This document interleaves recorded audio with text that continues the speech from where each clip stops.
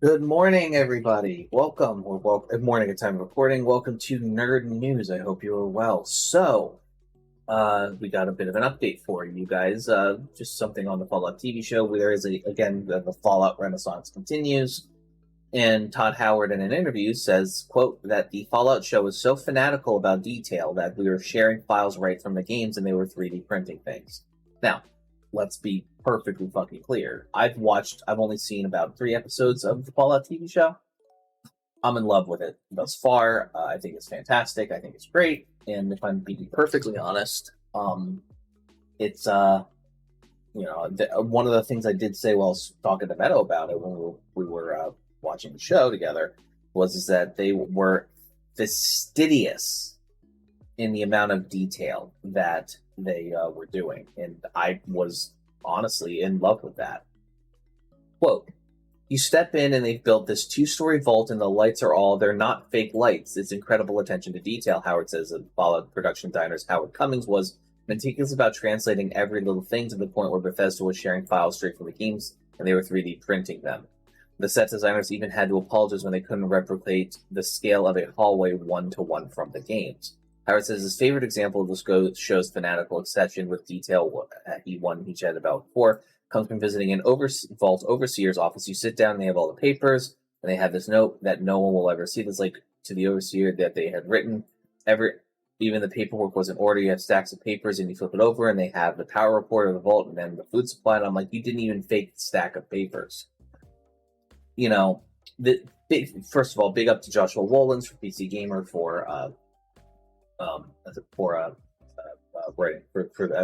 being the person the article I'm extrapolating from. Here's what I think. It's like, at the end of the day, the Fallout TV show has done a really excellent job of sort of giving that vibe of Fallout. One of the things that I was really nervous about and why I was kind of like upset and kind of if I'm being honest, kind of standoffish about the TV show was because I was worried about lore implications with it, which have been kind of resolved, and they've done a good job of in the aftermath.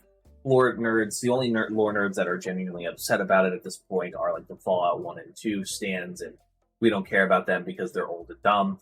And most of the newer generation of Fallout lore nerds are kind of like, all right, it's fine, whatever. And I usually listen to the generation. I also think that also I was worried about the attention to detail. Like the Fallout world has a genuinely even in the spaghetti western vibe of West, there's still a resolute aesthetic and vibe that comes from Fallout, and they've done a pretty damn good job of adhering to that. Just awesome, love it. Anywho, regardless. I'm going to continue the Fallout TV show. I've been trying to get caught up on a couple shows, including the Mandalorian saga, which we have a review out for Book of Boba Fett briefly.